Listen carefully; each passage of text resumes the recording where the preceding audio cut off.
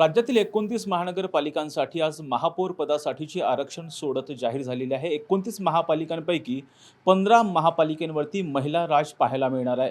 विशेषतः ज्या महापालिकेकडे संपूर्ण राज्याचं लक्ष होतं, अर्थात ती महापालिका म्हणजे पुणे महापालिका.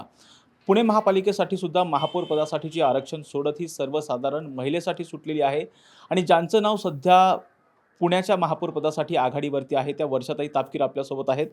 ताई, महिला राज पुन्हा एकदा पुण्यात पाहायला मिळणार आहे. महापौर पदासाठी सर्वसाधारण महिलेसाठी ही जी आरक्षण आहे ते जाहीर झालंय. पुणे महानगरपालिकेच्या महापौर पदासाठी महिला सर्वसाधारण असं आरक्षण घोषित झालेलं आहे. सर्व पुणेकरांचं अभिनंदन करते आणि नारी शक्तीचा विजय असो असं या निमित्ताने मी सांगू इच्छिते. आणि पुणे महानगरपालिकेच्या महापौर पदासाठी संधी मिळावी म्हणजे पक्ष नेतृत्व जो निर्णय घेईल तर पक्ष नेतृत्वाने मला संधी द्यावी. पक्ष नेतृत्व जे काही पुण्याच्या सर्वांगीण विकासासाठी जे निर्णय घेईल किंवा जी काही संधी मला देईल त्याचं मी सोनं करीन आणि नक्कीच पुण्याच्या विकासासाठी कटिबद्ध असेल असं मी असे सांगू इच्छिते. ताई, 6 नावं आघाडीवरती आहेत. 6 नावं जी आहेत ती चर्चेत आहेत भारतीय जनता पक्षाकडून. त्यामध्ये प्रामुख्यानं तुमचं नाव हे सर्वात वर पाहिलं जात आहे. काय अपेक्षा आहेत, कसं बघता याकडे? भारतीय जनता पार्टीची पुणे महानगरपालिकेत 4 टर्म नगरसेवक म्हणून काम करत असताना विविध विकास कामांमध्ये किंवा पक्षाच्या संघटनेच्या दृष्टीने विविध पदांवर काम करत असताना नक्कीच भारतीय जनता पार्टीचा जो अजेंडा आहे तो राबविण्याचा मी प्रयत्न केलेला आहे. त्यामुळेच पक्ष नेतृत्वाने मला संधी द्यावी आणि संधी मिळेल असा माझा ठाम विश्वास आहे. स्वारगेटपासून अगदी कात्रजपर्यंत जे पुण्याचं दक्षिण उपनगर म्हणून संबोधलं जातं, यामध्ये भारतीय जनता पार्टीला माझ्या माध्यमातून एक पहिल्यांदाच अशी संधी मिळणार आहे. त्यामुळं आपल्या पुणे शहराची जर वाढती विकासाच्या दृष्टीने जर पाहिलं तर या भागामध्ये नक्कीच चांगल्या पद्धतीने काम करण्याची संधी मिळणार आहे. पक्ष नक्कीच माझा विचार करेल, कारण भारतीय जनता पार्टी हा सर्वसामान्यांना न्याय देणारा पक्ष आहे आणि नक्कीच महाराष्ट्राचे लाडके मुख्यमंत्री देवेंद्रजी फडणवीस जे महाराष्ट्राचे समस्त लाडक्या बहिणींचे देवाभाऊ आहेत, ते महिलांच्या सक्षमीकरणासाठी त्यांनी लाडकी बहिणी योजना अंमलात आणलेली आहे. त्यामुळेच त्यांचा नारी शक्तीवर पूर्णपणे विश्वास आहे आणि तो विश्वास माझ्यावरही दाखवतील याबद्दल मला कुठेही शंका नाही. तो जो काही निर्णय घेतील त्या निर्णयाशी मी सहमत असेल. देवाभाऊंनी लाडकी बहीण योजना आणलेली आहे. खूप फायदा त्याचा विधानसभा निवडणुकीमध्ये झाल्याचं पाहायला मिळालेलं होतं. देवाभाऊच्या लाडक्या बहिणीचा विचार या महापालिकेमध्ये महापौर पदासाठी होईल असं वाटतं?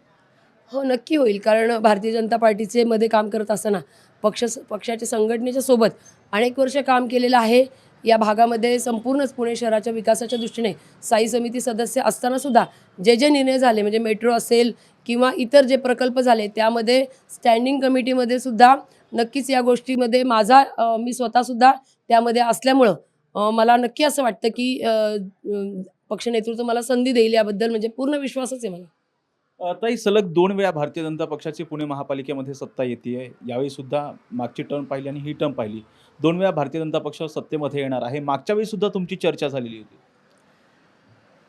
जरी त्यावेळेला चर्चा झाली असेल तरी मला आत्ता संधी आहे आणि नक्कीच पक्ष नेतृत्वावर माझा विश्वास आहे. त्यांनी त्या वेळेला जे निर्णय घेतलेले असतील ते पक्षाच्या हिताच्या दृष्टीने योग्य असतील, त्यामुळे त्यावेळी ते निर्णय घेतले गेले असतील. परंतु आत्ता नक्की मला संधी देतील असा मला विश्वास आहे पूर्ण. काही जर संधी मिळाली तर पुणे शहराचे कोणते प्रामुख्यानं मुद्दे हे तुमच्या डोळ्यासमोर असणार आहे, ज्यांना तुम्ही प्राधान्य द्याल ते विकास कामं करण्यासाठी?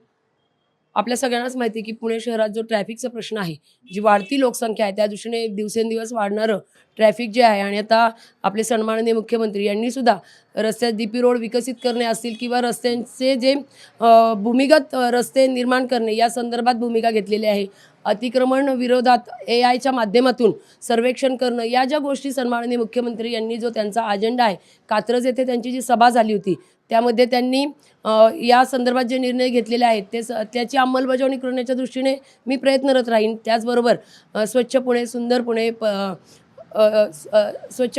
पुणे त्याबरोबर पर्यावरणपूरक पुणे या संदर्भात सुद्धा चांगली भूमिका बजावेन. ताई, 4 वेळा तुम्ही पुणे महापालिकेवरती नगरसेवक म्हणून निवडून आलेला होतात. विश्वास वाटतोय की महापौर पदाची संधी तुम्हाला भारतीय जनता पक्षाकडून दिली जाईल?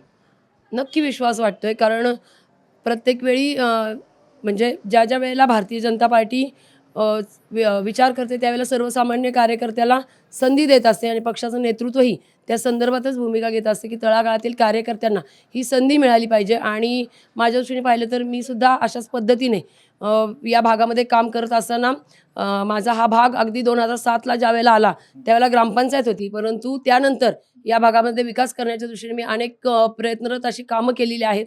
त्यामुळे नक्की मला असा विश्वास वाटतो की पक्ष मला संधी देईल. ह्यावर त्या भारतीय जनता पक्षाच्या नगरसेविका वर्षाताई तापकीर ह्या 4 वेळा पुणे महापालिकेमध्ये नगरसेवक म्हणून निवडून आलेल्या आहेत आणि सध्या पुणे महापालिकेचं महापौर पद जे आहे ते सर्वसाधारण महिलेसाठी राखीव झालेलं आहे आणि त्या अनुषंगानं त्यांचं नाव सध्या भारतीय जनता पक्षाकडून महापौर पदासाठी आघाडीवरती असल्याचं पाहायला मिळते. व्हिडिओ जर्नलिस्ट शिवाजी साळुंकेसह राजरत्न जोंधळे, टॉप न्यूज मराठी, पुणे. तुमची car, electric panel, data server आगीपासून सुरक्षित आहे का? नाही? मग आजच बसवा F protect temperature activated fire suppression device. यामध्ये आहे eco friendly non toxic pressurised liquid, जे आग लागल्यास क्षणार्धात ॲक्टिवेट होऊन आगीवरती मिळवते नियंत्रण. बसवण्यास अतिशय सोपे आणि सुटसुटीत. टेकालिपचे एक दर्जेदार उत्पादन एफ प्रोटेक्ट.